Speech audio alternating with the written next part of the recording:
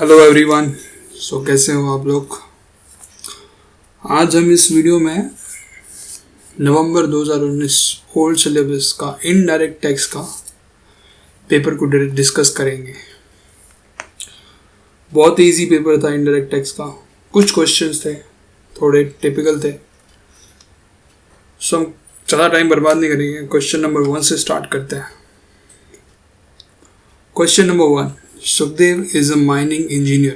He has crossed the threshold limit for registration under the GST law and is duly registered in the state of Maharashtra. He affects the following transactions in the month of March and wants you to compute the tax payable in cash. He has filed the bond LUT to claim the benefit from zero rated supply. The following are the particular furnished by him. सारी details देख रखिए। हम एक एक point को इसमें discuss करेंगे। जैसे फर्स्ट ए है, Sukhdev being an operating member in mining and exploration of the service eight Mumbai high has provided certain services to the joint venture in which he is also a participant. He believes that consideration received from JV is a cost petroleum and not taxable. So उसको जो consideration मिला है वो petroleum की cost है और उस पर जीएसटी लगता है, ये सुखदेव को लगता है। बट एक्चुअली ये कंसिडरेशन को पेट्रोलियम की कॉस्ट नहीं है, ये एक्चुअली सर्विस है। सो इसको इसके ऊपर जीएसटी देना पड़ेगा। इस क्वेश्चन के एंड में रेट प्रोवाइड कर रखी है उसके हिसाब से। Point number B, he has purchase certain machinery from outside the state to render services to JV at Mumbai high. 6 lakh rupees की उसने मशीनरीज खरीदी है। तो इसका हम आगे डिस्कशन करेंगे। He has obtain legal opinion from local firm of advocates to enter into the contract with JV for providing servicing to. इसके अंदर उसको रिवर्स चार्ज मैकेनिज्म के अंदर टैक्स भरना पड़ेगा। ठीक है। Point number D, he has obtain accommodation from state government to locate his office close to sea shore. So इसके अंदर भी उसको रिवर्स चार्ज मैकेनिज्म के अंदर टैक्स भरना पड़ेगा क्योंकि स्टेट गवर्नमेंट से उसको अकोमोडेशन मिला है और एक सर्विस है, इसके ऊपर रिवर्स चार्ज के अंदर उसको टैक्स भरना पड़ेगा। He gets a portion of the petroleum slit as a part of compensation while exploring the petroleum reserves in the Bombay High, which as per the contract with the government is a part of cost petroleum.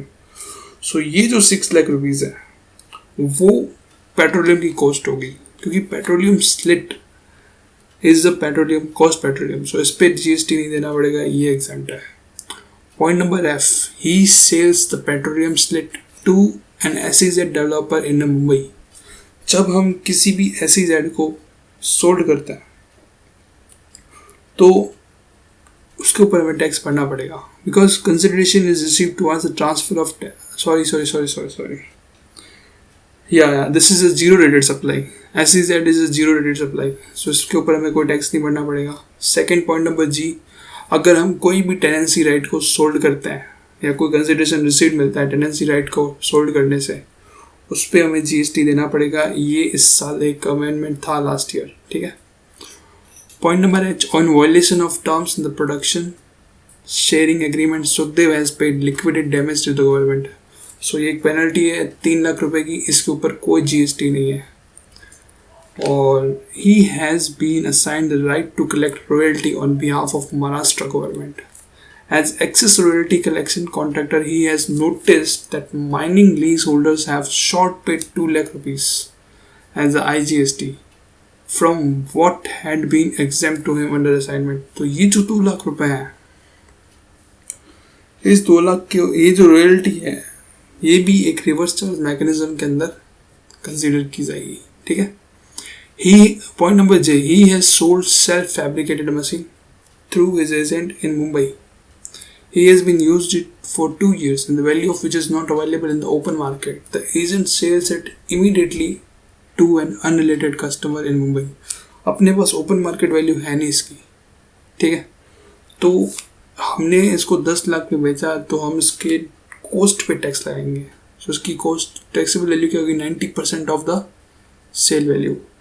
सो 9 लाख के ऊपर हम GST पे करेंगे। ठीक है। फिर इसके अंदर ओपनिंग बैलेंस दे रखे हैं क्रेडिट लेजर्स के, CGST का कैश लेजर अकाउंट है और CGST का क्रेडिट लेजर अकाउंट भी है। सो हमारे पास टोटल CGST की क्रेडिट और कैश लेजर को मिला के 30,000 रुपये होता है। फिर SGST का 12,000 रुपये का बैलेंस है, IGST का भी 60,000 का बैलेंस है ओपनिंग में। रेट है 99%, 18% IGST की, 2.5%, 2.5% ऑन गुड्स। ओके, हम इसके सॉल्यूशंस को देखते हैं भाई। सो ऊपर हमने डिस्कशन किया था जो कंसिडरेशन रिसीव हुआ जॉइंट वेंचर से वो पेट्रोलियम कॉस्ट नहीं है, जो मैंने एक्सप्लेन किया वही लिखा हुआ है यहाँ पे, जिसके ऊपर हमें टैक्स भरना पड़ेगा। Point number 2, compensation received in the form of petroleum slate. जो पेट्रोलियम स्लेट था वो कॉस्ट ऑफ पेट्रोलियम था, ये भी मैंने आपको ऊपर एक डिस्कशन किया था कि इसके ऊपर टैक्स नहीं लगेगा, सो इस पर टैक्स नहीं लगेगा, nil rate.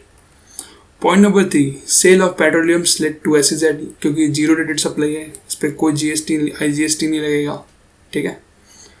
And point number 4, consideration for transfer of tenancy right. जो भी टेनेंसी राइट को ट्रांसफर करते हैं उसके ऊपर हमें GST पे करना पड़ेगा, बिकॉज एक सर्विस का पार्ट है तो उसके ऊपर GST लग जाएगा। फिर sale of self fabricated machinery 9 lakh rupees की थी, 10 लाख रुपए की, बिकॉज अपने पास ओपन मार्केट वैल्यू है नहीं, the value will be the 90% of the price charged for the supply of machinery by the agent to his unrelated customer. That is 9 lakh rupees. Okay, 10 lakh का 90%, 22,500 and 22,500. Total tax liability on outward supply, ये जितनी भी थी outward supply थी, except reverse charge वाली। reverse charge के अंदर 4 services है, एक तो लीगल सर्विस है, आगे एक्सप्लेन करेंगे, but total tax liability of output supply 2,02,500, 2,02,500। Now we are calculating GST liability on inward supply under reverse charge, ठीक है। एक तो लीगल सर्विसेज हमने ली है और उसके ऊपर हमें पेमेंट करते वक्त 9,000 का अपने को GST रिवर्स चार्ज मैकेनिज्म के अंदर पे करना पड़ेगा। सो 1 लाख की जो हमने लीगल सर्विसेज ली थी उस पर हमें 18% GST भरना है, CGST और SGST। Then renting of immovable property provided by state government, इसके ऊपर भी हमें 18,000 का पेमेंट रिवर्स चार्ज के अंदर गवर्नमेंट को पे करना पड़ेगा। Then point number 3, assignment by the state government on the right to collect royalty from the right to collect mining lease holders to extend the exemption is not available. इसके ऊपर exemption available नहीं है, तो 2 लाख रुपये जितना भी IGST का amount था, 2 लाख रुपये IGST का अमाउंट था, वो हमें रिवर्स चार्ज के अंदर पे करना पड़ेगा गवर्नमेंट को, ठीक है। तो total tax liability on inward supply under reverse charges 27,000 CGST का, 27,000 SGST का और 2 लाख रुपए IGST का। पॉइंट नंबर C में हम कैलकुलेट करेंगे इनपुट टैक्स क्रेडिट। तो ओपनिंग बैलेंस कितना था, 18,000 रुपये, 12,000 रुपये और 60,000 रुपये। यहाँ पे हम अभी कैश को लिख नहीं रहे हैं, ठीक है। Inter state purchase of machinery कितना, 6 लाख रुपीज़ का हमने इंटर स्टेट मशीनरी परचेज किया था, जो पॉइंट नंबर 2 था, मैंने कहा बाद में डिस्कस करेंगे। सो इसके अंदर हम जो भी हम इसके अंदर टैक्स पे कर रहे हैं 30,000 का कर चुके होंगे, उसका हमें ITC मिलेगा कितना, आप देख लीजिए 5%, ठीक है, IGST के अंदर। Since the goods and services are used for effecting taxable supply, including zero rated, full ITC thereon will be allowed. Legal services थी 1 लाख रुपीज़ की, उसकी भी पूरी की पूरी ITC मिलेगी, बिकॉज हमने RCM में पे किया। रेंटिंग ऑफ इमूवेबल प्रॉपर्टी जो 2 लाख रुपए थे, उसके भी जो हमने पेमेंट किया उसकी भी ITC हमें मिलेगी। Assignment of right to collect royalty जो 2 लाख रुपए हमने पे किया कैश, उसकी भी हमें ITC मिलेगी। तो टोटल ITC हम कैलकुलेट करेंगे तो 45,000, 39,000 and 2,90,000, okay? So ITC may be availed for making zero rated supply even if such supply is exempt. Sale of petrol being non-taxable supply is an exempt supply, but since it's also a zero rated supply, ITC can be availed for making such supply, ठीक है। Last point हमारा जो calculate करना है, competition of tax payable and cash. Total tax liability on output supply is 2,02,500, जो हमने point A में calculate की थी। देन लेस ITC IGST, ये जो पोर्शन है इसको हम बाद में डिस्कस करेंगे, अभी भी कर सकते हैं, चलो ठीक है। फर्स्ट सबसे पहले हम CGST के क्रेडिट को माइनस करेंगे, ठीक है, 45,000 को. Then we deduct the SGST का. देन रिमेनिंग पार्ट पे हम IGST यूज़ करेंगे. ठीक है, रिमेनिंग पार्ट में ये कोई भी प्रोपोर्शन हो सकता है. इंस्टीट्यूट ने 1,26,500 एंड 163,500, बट हम इसको डिफरेंट वे में भी डिडक्ट कर सकते हैं. इसके लिए एक नोट लिख रखा है इंस्टीट्यूट ने हैंड में, वो मैं आपके साथ पढ़ना चाहूँगा. बट फॉरवर्ड लाइबिलिटी कितनी बच गई, 31,000 सबको डिडक्ट करने के बाद. एंड रिवर्स चार्ज लाइबिलिटी जो थी ऊपर हमने कैलकुलेट की थी, वो हमें कैश में पे करनी पड़ेगी. तो नेट टैक्स लाइबिलिटी हमें जो पे करनी पड़ेगी तो 58,000, 27,000 and 2 lakh. But since 12,000 CGST available in the electronic cash ledger के अंदर 12,000 रुपये दिख रहे थे, तो इसलिए हमें CGST में सिर्फ 46,000 ही पे करने पड़ेंगे कैश में. Okay. Payment of liquidated damages to the government, जो 3 लाख रुपए का गवर्नमेंट का डैमेजेस पेमेंट था उस पर कोई GST लगेगा, because that is not a service and that is not a goods. Okay. And the note, the most important note, in terms of section 49B CGST, full 100% IGST credit of 2,90,000 must be utilized first before using CGST and SGST credit. तो सबसे पहले हम IGST को use कर लेंगे, कोई भी ratio में कर सकता है. However, the said IGST credit can set होगा CGST in any order or in any proportion. Okay, thus the final answer each case would vary. सबसे पहले हम IGST को यूज़ कर लेंगे पूरा का पूरा, फिर हम CGST को यूज़ करेंगे, देन SGST को यूज़ करेंगे. This is our way to set off this.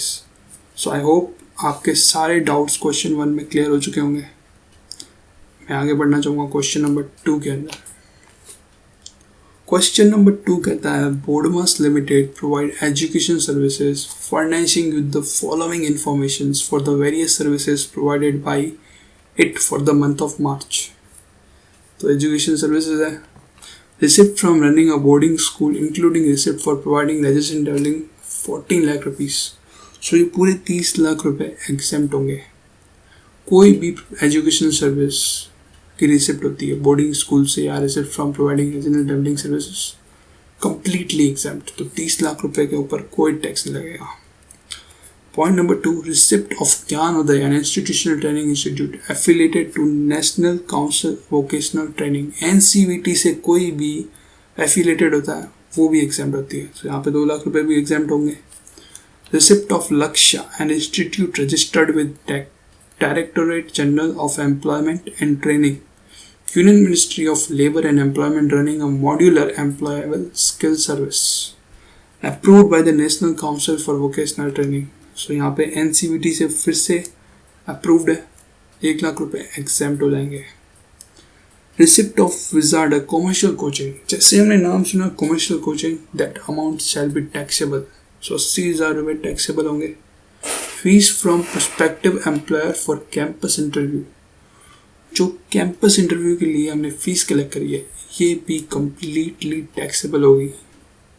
Renting of furnishing flat for temporary stay for different person. जब भी हम रेंट पे कोई टेम्परेरी स्टे के लिए देते हैं, अगर वो 1,000 रुपये से ऊपर होती है उसकी वैल्यू, फ्लैट की रेंट की वैल्यू 1,000 रुपये से पर दिन 1,000 रुपये से ऊपर होती है तो उस पर टैक्स लगता है. यहाँ हम एज्यूम करके चलते हैं, हमने 5 लाख रुपीज़ लिए हैं टेम्परेरी स्टे के लिए और टैरिफ 1,000 रुपये से ऊपर है, तो ये पूरा का पूरा 5 लाख रुपये टैक्सेबल होगा. Then receipt of concepts, a commercial coaching institute, जैसे नाम सुना commercial coaching, that is taxable. Then 1,40,000 is taxable. Receipt of Gurukul school providing education up to higher secondary. Higher secondary की receipts है education provide करने की school की, that is exempt. So यहाँ पे 4 अमाउंट टैक्सेबल होंगे, 80,000, 4 लाख, 5 लाख और 1,40,000. बाकी 3 अमाउंट यहाँ पे एग्जाम्प्ट होंगे, उस पर कोई टैक्स नहीं लगेगा. सो हमारी टोटल टैक्सेबल वैल्यू आ जाएगी 11,20,000 रुपये. सो हमारी value of taxable supply is that. I hope you understand. Now we are discussing question, second question का B part. Mister X has imported a machinery from Japan in June 18 for ₹50 lakh. However, the machine was exported back in December 2018 for repairs. The supplier has agreed to carry out the repair as the machine was still in warranty period, which would normally take 6 months. The fair cost of the repair cost will be the 10 lakh rupees. In the meantime, Mr. X has requested the supplier to provide him another machine so that he can carry out his operation without hinder. Acceding to the request, the supplier has provided him with another machine which was imported during February 2019. The value of the new machine will be the 55 lakh. Freight charges incurred were 2 lakh. You are required to compute the assessable value of the total duty payable for the above transaction of replacement. Custom duty 10%, IGST 12% और SWS to be taken 10%. सो यहाँ पे mister x ने एक machine खरीदी थी Japan से, ठीक है, ख़राब हो गई एंड उसको वापस भेज दिया. अब मिस्टर एक्स को काम करना है तो उन्होंने कंपनी से रिक्वेस्ट करी कि हमें एक दूसरी मशीन भेज दो जिसकी वैल्यू 55 लाख रुपीज़. सो यहाँ पे FOB वैल्यू 55 लाख रुपीज़ हो जाएगी. हमें कोई मतलब नहीं है कि उसने 50 लाख रुपए की मशीन खरीदी थी, उस पर अभी 10 लाख रुपए की रिपेयर कॉस्ट आएगी, ठीक है. हमें उसकी न्यू वैल्यू से मतलब है because this is a completely a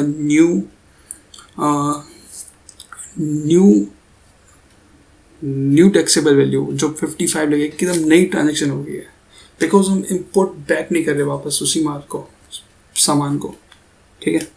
सो हम इसका सोल्यूशन पे नज़र डालेंगे. Answer of the question A same जैसे मैंने कहा वैसा का वैसा है. इसके अंदर एग्जाम्प्ट है और 4 ऐसा है, 11 लाख 20 हज़ार. आप चेक कर सकते हो इसको.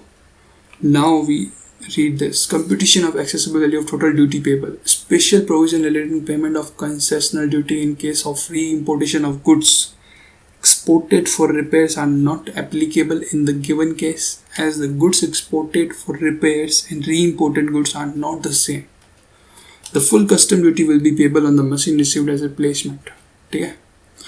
So value of the new machine is 55 lakh rupees. Freight charges 2 lakh, 20% से कम है. इंश्योरेंस चार्जेस 1.125% क्योंकि हमारा इंश्योरेंस चार्जेस उसके अंदर गिवन नहीं है. अगर उसके अंदर ऐसा टेबल होता तो हम वो लेते हैं, बट 1.125 इसलिए ले रहे हैं क्योंकि वहाँ पे दे नहीं रखे हैं. 61,875 is the insurance charges and accessible value is 57,61,875.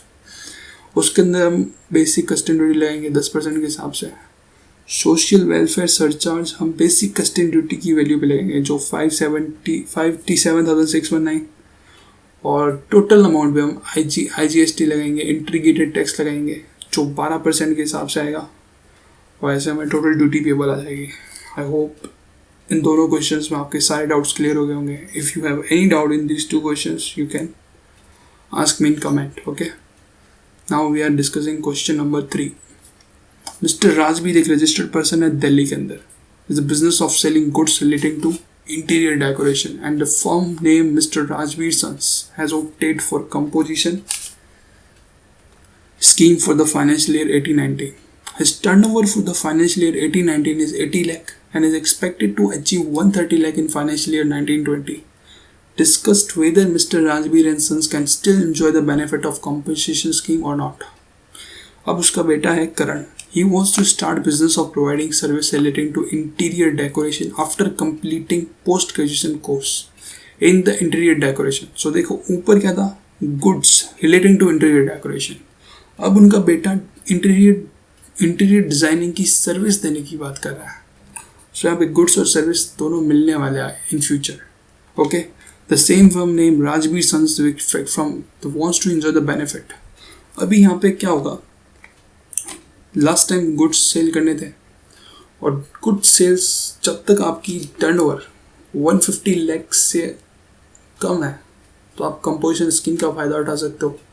सो पहली सिचुएशन में कोई प्रॉब्लम नहीं है, बट जब उनका बेटा बिजनेस ज्वाइन करेगा तो वहाँ पे उनको एक पार्टनरशिप फर्म के लिए अप्लाई करना पड़ेगा. फर्स्ट थिंग, जैसे ही वो पार्टनरशिप फर्म के लिए अप्लाई कर लेंगे तो वहाँ पे एक और रूल को देखना पड़ेगा. वो ये है कि अगर आप गुड्स के साथ सर्विसेज भी दे रहे हैं और सर्विसेज की वैल्यू 5 लाख से कम है तब तक तो आप कंपोजिशन स्कीम का फ़ायदा उठा सकते हो. जैसे ही आपकी सर्विस की वैल्यू 5 लाख से 5 लाख को पार कर गई तब आप कंपोजिशन का फ़ायदा नहीं उठा सकते। यही इस क्वेश्चन का आंसर है। हम रीड कर लेंगे, कोई दिक्कत नहीं है। Now point number B, Surya agency has agreed to supply goods to. अब क्वेश्चन नंबर बी को कर रहे हैं हम, सॉल्यूशन सबका एक साथ देखेंगे, ए बी और सी तीनों का क्वेश्चन साथ में देखेंगे। Question number B, Surya agency has agreed to supply goods to customer premises. Goods valued 80,000 are taxable at 5% IGST. It is an interstate supply. It also pays freight and transit insurance 12,000. GTA is a registered entity and charged GST 6%, CGST and 6% IGST under forward charge. Compute the invoice value of supply including the IGST. Point number 1. दो questions पूछा है। Second question, what will be the invoice value of supply including IGST if the supply was under ex factory basis instead of door delivery basis. So पहले question में तो कहा है हमें invoice value calculate करिए। तो सूर्य एजेंसी है, उन्होंने 80,000 का गुड्स भेजा, उसके ऊपर 5% IGST लगता है अगर इंटरस्टेट सप्लाई है। It also page freight transit insurance 12,000, तो उन्होंने 12,000 का फ्रेट भी पे किया है। तो 80,000 प्लस 12,000 उसके ऊपर 5% IGST कैलकुलेट करेंगे पहले क्वेश्चन के अंदर। सेकंड में उन्होंने बोला है एक्स फैक्ट्री कॉस्ट। जब भी क्वेश्चन में लिखा हुआ है एक्स फैक्ट्री कॉस्ट भी हमको इंश्योरेंस और फ्रेट के कॉस्ट को इंक्लूड नहीं करना, एक्सक्लूड करके GST कैलकुलेट करना है। सो वहाँ पे 80,000 plus 5% that is the value of invoice. बस यही क्वेश्चन है, यही क्वेश्चन का आंसर है। पहले के अंदर फर्स्ट क्वेश्चन के अंदर हमें फ्रेट और इंश्योरेंस को कंसिडर नहीं करना। जब भी एक्स फैक्ट्री लिखा हुआ है हमें फ्रेट और इंश्योरेंस को कंसिडर नहीं करना, बिकॉज एक्स फैक्ट्री के अंदर जो फ्रेट और इंश्योरेंस का पेमेंट होता है वो बायर करता है, सप्लायर नहीं करता। ठीक है। Now question number C, during the year 2018, custom authorities have noticed there is an increased quantity of product being imported into the country. Determine whether the central government should consider levying safeguard duty or anti-dumping duty. तो जब भी सरकार को लगता है कि किसी product का बहुत ज़्यादा इंपोर्ट हो रहा है किसी कंट्री से, सो वहाँ पे कौन सी ड्यूटी लगानी चाहिए? लॉजिकली वहाँ पे सिर्फ सेफगार्ड ड्यूटी लगनी चाहिए। क्यों? क्योंकि सेफगार्ड ड्यूटी तब लगाता है जब किसी प्रोडक्ट का बहुत ज़्यादा इंपोर्टेशन हो जाता है। एंटी ड्यूटी डब्बी कब लगती है? जब कोई प्रोडक्ट अपनी रियल वैल्यू से बहुत डिस्काउंट वैल्यू पे इंडिया में आ रही हो, कॉम्पिटिशन्स को खतरा हो जाता है। कॉम्पिटिटर्स जो इंडस्ट्रीज होते हैं इंडिया के डोमेस्टिक, उनको टेंशन हो जाती है कि ये माल इंपोर्ट करने के बाद भी इतना सस्ता इंडिया में आ रहा है। सो तब एंटी डंपिंग ड्यूटी लगती है। तो इस क्वेश्चन का करेक्ट आंसर है सेफ गार्डिंग ड्यूटी। और उसके अंदर क्या क्या कंडीशंस होती है वो भी हम पढ़ेंगे इसके अंदर सॉल्यूशंस के अंदर। सो ये तीनों बहुत ही सिंपल क्वेश्चन आंसर्स है। लाइक पहला जो मैंने डिस्कस किया था, a person registered person whose aggregate turnover in the preceding financial year did not exceed 1.5 crore in a state UT may opt for composition scheme provided he is inter alia engaged in the supply of goods and restaurant service. However, a person who opts for composition scheme is permitted to supply service other than restaurant service. The value does not exceed 10% of turnover in the state or UT in the preceding financial year, 5 lakh, whichever is higher. In the given case, Mr. Rajbir Sons engaged in the selling of goods, तब तो उनको composition का फायदा मिलता रहेगा. If Karan wishes to start the business of providing service related to interior decoration, the same firm name, Rajbir Sons, the sole proprietors, needs to be first converted into a partnership firm. Further, a new GST registration under new PAN is required to be obtained. In such a case, the firm can provide service relating to interior decoration up to a value of rupees 5 lakh to continue enjoying the benefit of composition scheme in the financial year 1920. I hope आप सभी लोगों को question number ये समझ में आ गया होगा। Computation of invoice value of supply, तो आप देख सकते हो when the supplier agrees to supply the goods at customer premise, freight and transit insurance paid by the supplier. Okay, then 80,000 plus 12,000, उसके ऊपर 5% GST, that is the invoice value of supply. When the supplier agreed to supply the goods on X factory basis, the buyer pays the freight and transit insurance. Then we do not include freight and transit insurance in the invoice value. Okay, I hope you understand the question number B. Now question number C. In the given case, since the product XYZ is being imported into the country is increased quantity, central government should consider levying safeguarding duty and not anti-dumping duty. Okay, anti-dumping duty is imposed when the article is exported from any country to India at a less than its normal value, which is not the case here. However, the safeguard duty can be imposed only when the central government is satisfied that increased importation is threatening to cause serious injury to the domestic industry. Exemptions क्या है? ये theory आप इसको देख के पढ़ लेना. That is not very difficult, so I'm skipping that part. Question number 4. Very little typical question. The following particular are furnished by the daylight exporter Karnataka, which is duly registered under GST law. The entity has also filed bond LUT order to export goods without payment of any taxes. You are required to calculate the refund amount in respect of input tax added on input and input service relating to goods exported in the relevant tax period. So turnover excluding supply of service but include exempted supply of rupees 8 lakh and advance supply of 2 lakh. So total 76 lakh rupees की turnover है. Zero rated supply of goods under bond LUT 12 lakh. Export service under bond and LUT 48 lakh. Non-zero rated supply of service is 10 lakh. Payment received towards zero rated supply which includes 12 lakh against which service are yet to be supplied. मतलब 48 lakh rupees का payment हमें आ चुका है. उसके अंदर 12 lakh rupees की services अभी तक हमने प्रोवाइड नहीं करवाई.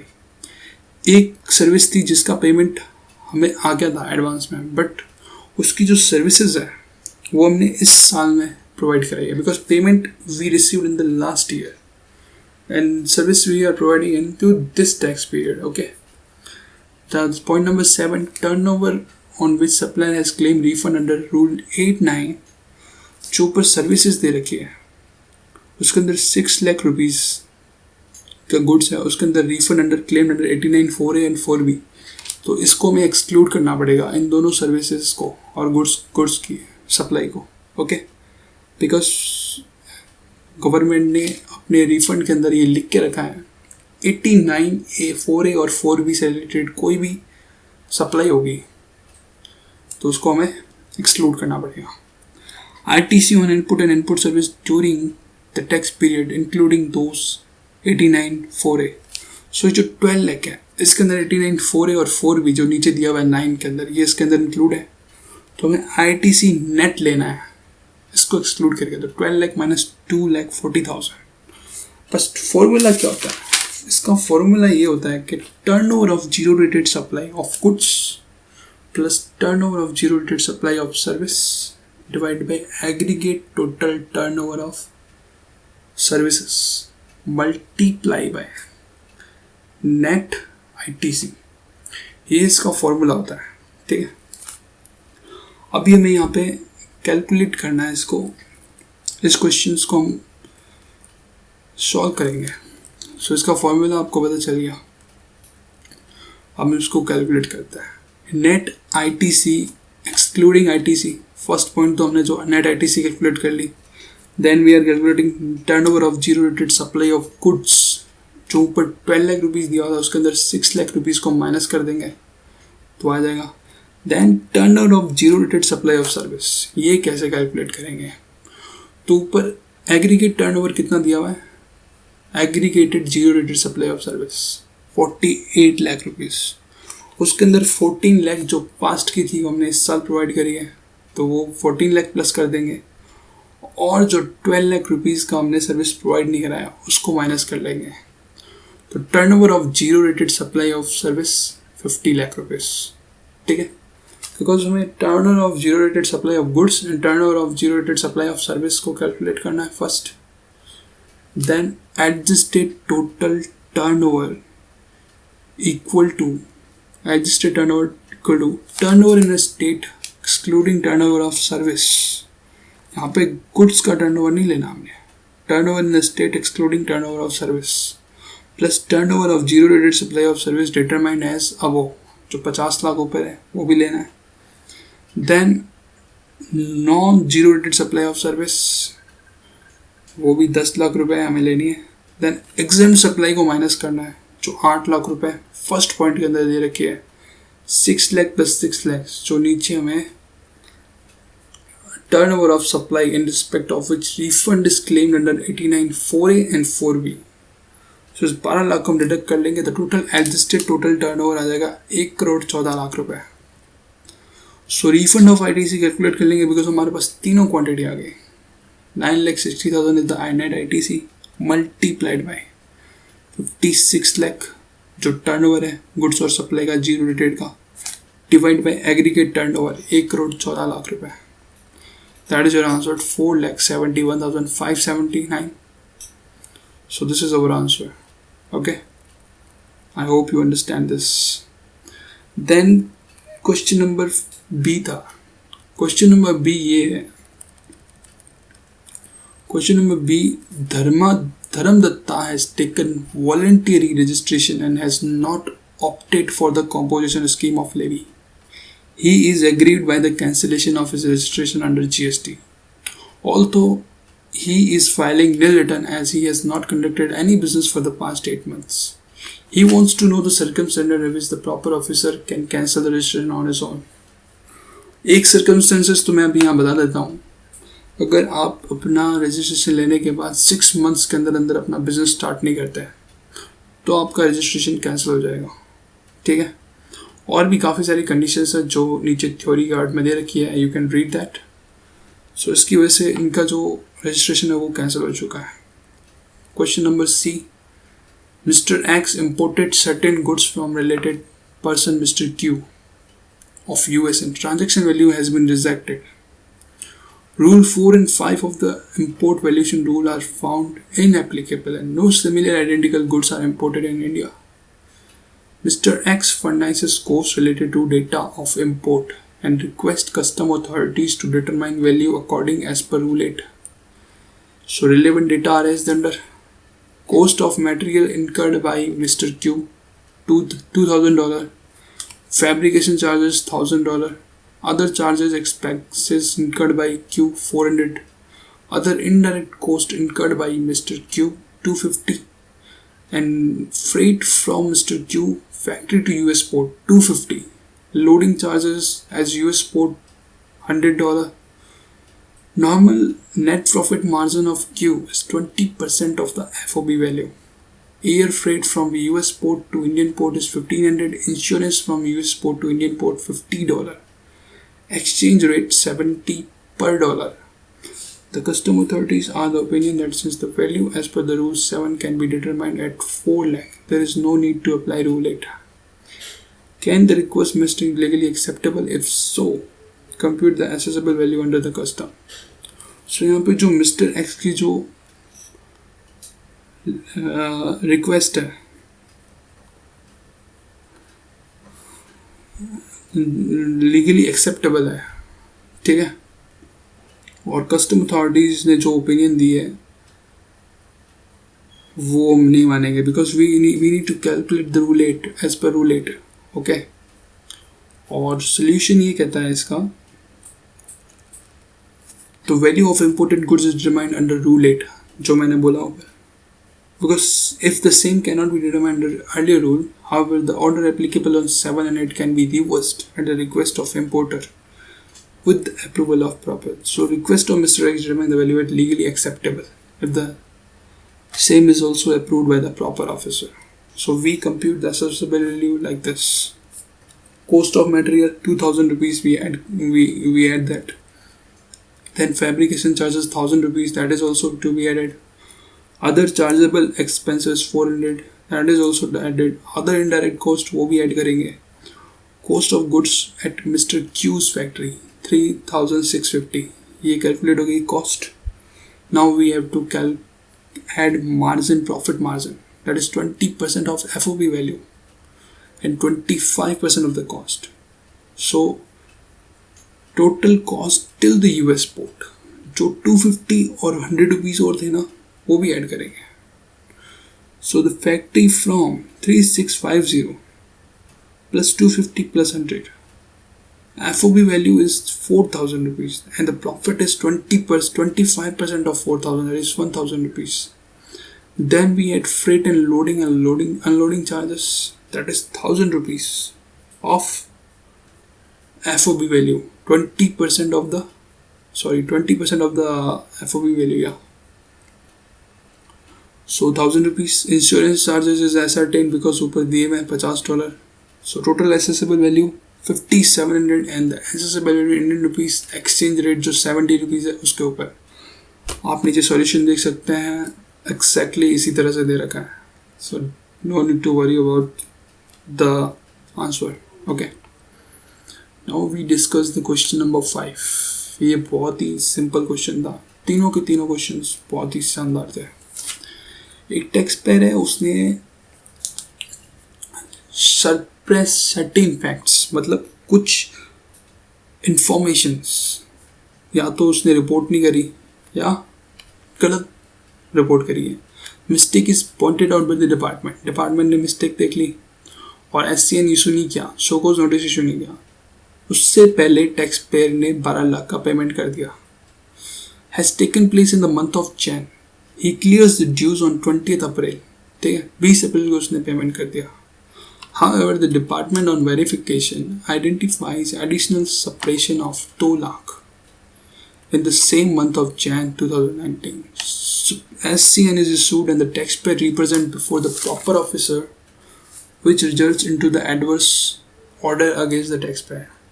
The order is passed on 25th May 2019 and the taxpayer complies with the adverse adjudication order on 27 June 2019. Now we have to determine the tax interest and penalty. सबसे पहले हम इस क्वेश्चन को समझेंगे जिसका आंसर इंस्टीट्यूट ने answer दिया है.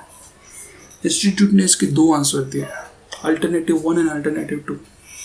यहाँ पे जो 12 लाख रुपीज़ दे रखा है, उन्होंने 12 लाख रुपीज़ को ट्रीट किया, एक अल्टरनेटिव 1 में उसको ट्रीट किया 12 lakh rupees is a taxable supply and alternative 2 में इसको taxable total tax due to government. So हम फर्स्ट अल्टरनेटिव के हिसाब से आ रहे हैं कि जो ये पूरा का पूरा 12 लाख रुपए ये टैक्स का अमाउंट है और हमें इसके ऊपर इंटरेस्ट और पेनल्टी कैलकुलेट करनी है. ठीक है, सो 12 लाख रुपीस के ऊपर 18% से इंटरेस्ट लगाएंगे और इंस्टीट्यूट ने ये भी एज्यूम किया है बिकॉज ये टैक्स जनवरी मंथ का है तो हम इसकी ड्यू डेट कब होगी, मंथ ऑफ जैन के पेमेंट की 20th Feb.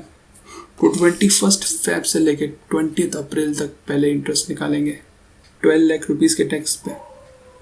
ठीक है, सो उस पर हमने इंटरेस्ट निकाला 18% के हिसाब से 21st Feb से लेके 20th अप्रैल 2019 तक. फिर उसके ऊपर पेनल्टी कितनी होगी, अगर आपने एक महीने के अंदर नहीं भरा तो आपको पेनल्टी 15% लगेगी. टोटल आपका जो टैक्स पेमेंट ड्यू था 12 लाख के ऊपर 15% आपको पेनल्टी देनी पड़ेगी. सो 12 lakh plus interest at the 18% और आपको 15% के हिसाब से पेनल्टी पे करनी पड़ेगी. Now in the second situation, show cause notice issue नहीं हुआ ना, जब तक शो कॉज नोटिस इशू नहीं हुआ उससे पहले आपको 15% पेनल्टी भरनी है. अभी हमको शो कॉज नोटिस इशू हो गया है और 2 लाख का जो और फर्दर जो एडिशनल सप्रेशन था वो भी सामने आ गया है. सो इस 2 लाख के ऊपर हमें 100% पेनल्टी पे करनी पड़ेगी. इंटरेस्ट 18% से पे करना ही पड़ेगा जो 21st Feb से लेके 27th जून तक लगेगा इंटरेस्ट और उसके ऊपर पेनल्टी लगेगी 100%, दैट इज 2 लाख रुपीज़ पूरा का पूरा. Okay, so this is the way to do this question answer. और आपको इस 12 लाख रुपीज़ को सप्लाई मान के इसके ऊपर 18% के हिसाब से टैक्स निकाल के उसके ऊपर आप 18% इंटरेस्ट पे कर देना और पेनल्टी 15% के हिसाब से पे कर देना। सो इंस्टीट्यूट ने नीचे पूरा का पूरा क्वेश्चन ऐसे ही एक्सप्लेन कर रखा है, आप पूरे उसको गो थ्रू करोगे आपको समझ में आ जाएगा। Now question number B, Ganesh enterprises है a registered supplier under the GST law has committed an offense that is compoundable. The department has instituted prosecution against the proprietor of Ganesh Enterprise and he is of the opinion that he shall not be able to apply for compounding of the offense as the prosecution has been launched. So generally कोई भी business होता है अगर उसके ऊपर उसने कोई offence कर लिया दैट इज़ कंपाउंडेबल, ठीक है, और गवर्नमेंट डिपार्टमेंट ने उसके ऊपर कोई इंस्टीट्यूशन प्रोसिक्यूशन स्टार्ट कर दिया उसके बाद भी वो कंपाउंडिंग में जा सकता है, ठीक है, he can apply for compounding, there is no bar on compounding. Maximum compounding कितना रहता है तो 50% of the tax due and 10,000 whichever is greater, or the maximum amount 150% of the tax due or 30,000 whichever is greater, ठीक है, ये उसकी limits रहती है, आपको नीचे आंसर में मिल जाएगी, आप चिंता मत करिए। नाउ mister X, question number C, mister X an Indian resident who wants to visit China, who was on visit to China, return after months, कुछ मंथ्स के बाद वापस आ गए। She was carrying with her the following items. 75,000 के personal effect है, ये पूरे के पूरे एग्जाम हो जाएंगे, इसके ऊपर कोई ड्यूटी नहीं लगेगी। लैपटॉप कंप्यूटर, एक लैपटॉप कंप्यूटर साथ में लाओगे वो भी एग्जाम हो जाएगा। नाउ सीज ज्वेलरी, उसने ज्वेलरी परचेज करी। अगर आप चाइना के अंदर 1 साल से ज़्यादा रहे हो तो आप ज्वेलरी ला सकते हो एक लिमिटेड ग्राम्स तक, बट ये 1 साल से कम वहाँ पे स्टे करके आए तो 75 रुपीज़ पूरा का पूरा 75,000 रुपीज़ पूरा टैक्सेबल हो जाएगा।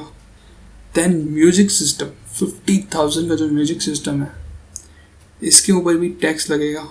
सो इनकी टोटल टैक्सेबल वैल्यू होगी 1,25,000, उसके ऊपर इनको 50,000 का डिडक्शन मिल जाएगा तो इनकी टोटल टैक्सेबल वैल्यू होगी 75,000, उसके ऊपर 35 के हिसाब से इनको कस्टम ड्यूटी पे करनी पड़ेगी प्लस 10% सेस भरना पड़ेगा, तो इनका इफेक्टिव रेट हो जाएगी 38.5।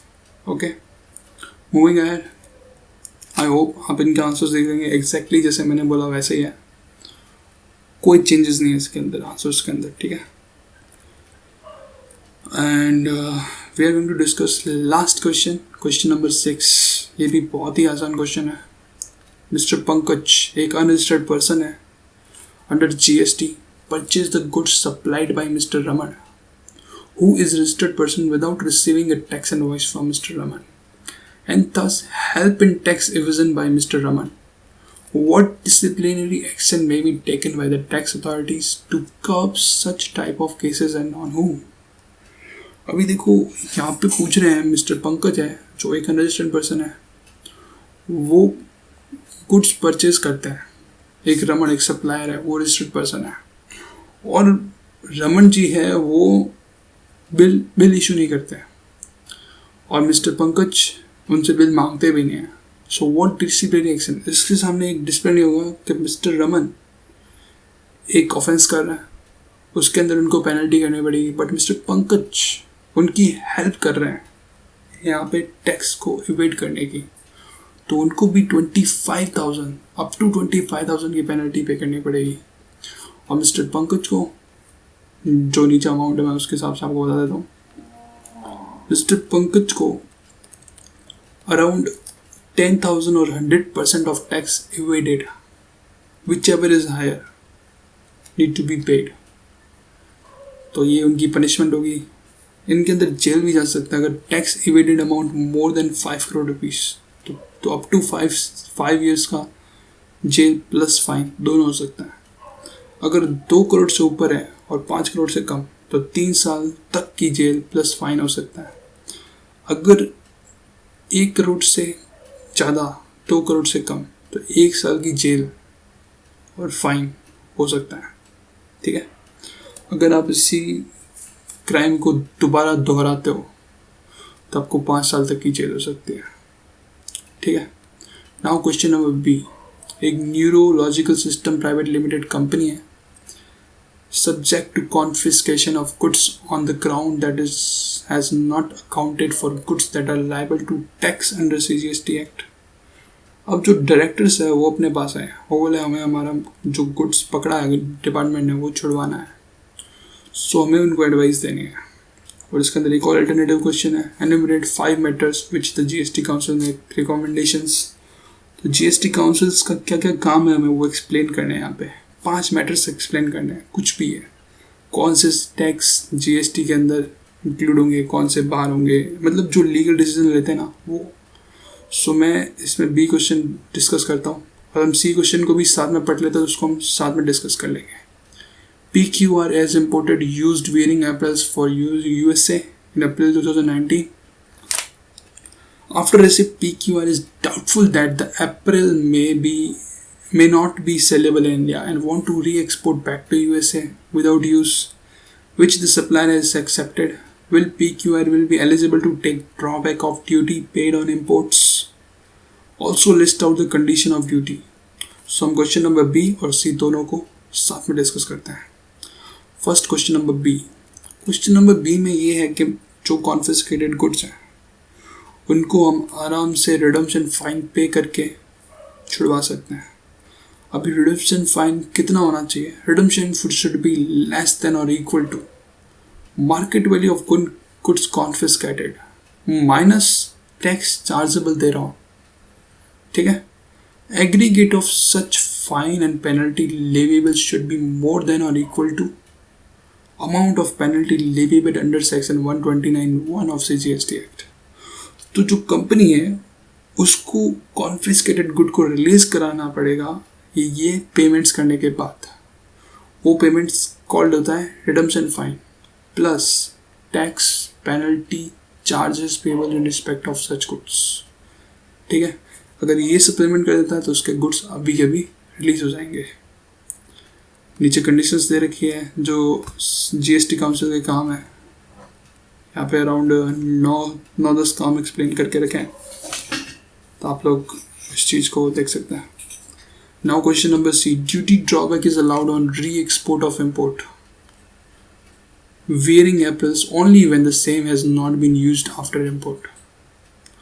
2 साल के अंदर कभी भी हम उसको वापस री एक्सपोर्ट कर सकते हैं और गुड्स सेम टू सेम होना चाहिए प्रॉपर ऑफिसर के सेटिस्फेक्शन के लिए, तब आप इसको ड्यूटी ड्रॉबैक आपको मिल जाएगा। सो मैं यहाँ पे डिस्कशन एंड करना चाहूँगा। सो ये नवंबर 2019 का ओल्ड सिलेबस इनडायरेक्ट टैक्स का पेपर है। मैंने सारे क्वेश्चंस डिस्कस किए हैं यहाँ पे। आपको एक भी क्वेश्चन में कोई भी डाउट हो, कोई भी क्वेश्चन में आप मुझे बेफिक्र पूछ सकते हैं कमेंट सेक्शन में। Thank you so much for watching my video.